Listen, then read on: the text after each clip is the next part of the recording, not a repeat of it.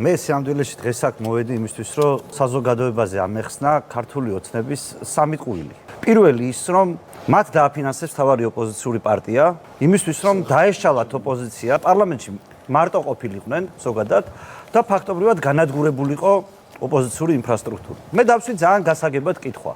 ქვეყანაში სადაც ყველაფერი კონტროლდება, საიდან მოიტანა მეორე ადგილზე გასულმა ოპოზიციურმა პარტიამ 40 მილიონი წინასაარჩევნოდ. ამაზე პასუხად მივიღე, რომ ამერიკელებმა დააფინანსეს. თუ ეს ამერიკელებმა დააფინანსეს, სულ მცირე იმ რევოლუციების ჩამონათვალში 4 წელიწადში 5 რო იყო, მე-6-ად ხო უნდა შედიოდეს და ხო არ შედის. კაი, მე არავის დაჭერას არ ვითხოვდა, მაგრამ აგენტებს ხო ეს ხალხი იჭერენ. აი ის ხალხი, ვინც 400 კილოგრამი ფული 100 ლარიანი კუპიურებით. გვარამიას ოფისში მიიტანეს. ეს რომ მიიტანა კონვერტებით რო დაარიგა, რო ვიღაცა შეატანინა.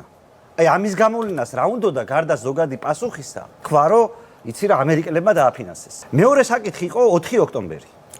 სადაც პრემიერმა მანამდე ღიად თქვა რომ ორია კონკრეტული ადამიანი არის სუსის აგენტი და შემდგომ აი ამ ადამიანების სხვადასხვა ფორმით მონაწილეობით ამ მთელ ამ პროცესში ჩვენ მივიღეთ დანაშაულის პროვოკაცია, რომლის გამოც ადამიანები ზიან ციხეში.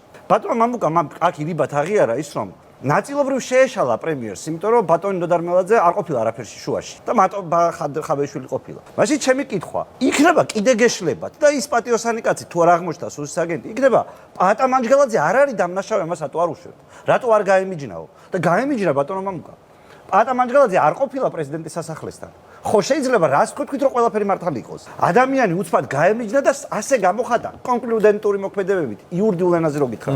სახში წავიდა. მაყურებელს საშტაბეჭდილად არჩეს. ხელისუფლებას როგორც კი პრეტენზიას უყენებ. რატო დააფინანსე ოპოზიცია, რომელმაც დაშალა საბოლოო ჯამში ოპოზიცია? როცა უყენებ იმას, რომ იცი რა, შენ თვითონ მოაწყე პროვოკაცია შენი აგენტების მეშვეობით, ანუ იქ ერთგან შენი დაფინანსებული ხალხის მეშვეობით. გვარამიას შემთხვევაში ჩამოშალე პარლამენტარიზმი, მეორე შემთხვევაში შენი აგენტების თუ აგენტის თუ როგორც იყო, ამის მეშვეობით მოაწყე დანაშაულის პროვოკაცია და არა თუ სხვა სუდაჟიდი, არამედ თვითონ ხარ სისხლის სამართლის დამნაშავე, ამავე სისხლის სამართლის კოდექსის მიხედვით. და მესამე, ციხეში გიზის ის ადამიანიც კი, რომელიც ამ შენს პროვოკაციასაც არ ახვა. გასაგებია, მადლობა, ახლა დავასრულოთ ახლა ბატონი არჩილის შემოგვიყვება. მე მინდა რომ რაღაცნაირად ჩვენმა საზოგადოებამ კრიტიკულად შეხედოს, ყველაფერს კრიტიკულად შეხედოს და ის რასაც პირდაპირ გეუბნებიან, რომ ვითომ ვიღაცა ხო და კიდე ერთი არგუმენტი დამავიწყდა. ითქვა რომ აქო ნაცები, გახარია, ლელო, ესენი ყველა ამერიკის აგენტები არიან.